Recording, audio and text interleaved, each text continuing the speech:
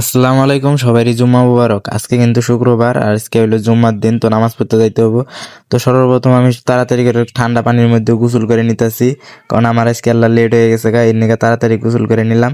গোসল করে শেষ করি তাড়াতাড়ি করে কাপড়টা পিন্দা, মানে পাঞ্জাবিটা তাড়াতাড়ি করে পরে লাইতেছি। আজকে টাইম একটু লেট হয়ে গেছে গা, অনেক দেরি হয়ে গেছে গা, 1:10 ওইদিকে আমি ঢুকলাম গোসল ধুইতে। একটু তাড়াতাড়ি মসজিদে যাইতে হইব, কারণ নামাজ শুরু হয়ে যাবো। কারণ পাঞ্জাবি টাঞ্জাবি পইরা রেডি হয়ে বাড়ির থেকে বেরিয়ে গেলাম মসজিদের উদ্দেশ্যে। আমি রাস্তা দিয়ে হাঁটতেছি, আর এটা হইলো আমার রাস্তা।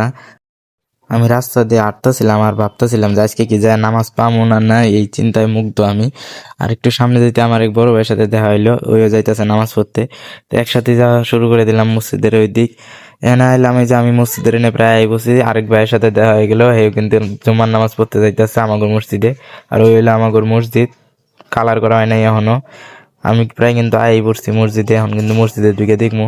যেহেতু বুঝলাম যে নামাজ শুরু হয় নাই, এই যে আমি ডাইরেক্ট মসজিদে ঢুকে গেলাম।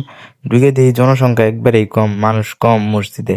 তো সোজা যায় আমি আগে বয়ে বললাম, একটা জায়গা পাইছি ফাঁকা, আর মানুষও নাই মসজিদে, বেশি একটা মানুষই নাই, ফাঁকা বইরা আছে মসজিদ। এখন কিন্তু বেশি একটা মানুষ আহে না মসজিদে, কি জানি হয়ে গেছে, সবার কাম কি খালি শুক্রবারেই পড়ে ভাই?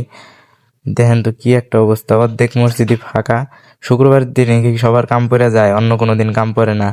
আসলে এখন দিনকালে এরকম পড়ে গেছে, কাজে শুক্রবার দিন ডাইলেও মানুষ কাম বাদ দেয় না। অর্ধেক মসজিদই প্রায় ফাঁকা হয়ে রয়েছে, কি কমো এখনকার যুগ জামানাটা এমন করছে। কিছুদিন গেলে আরো ফাঁকা হয়ে থাকবো, তারপরে কি আর মোনাজাতটা ধইরা মোনাজাতটা শেষ করে দিলাম।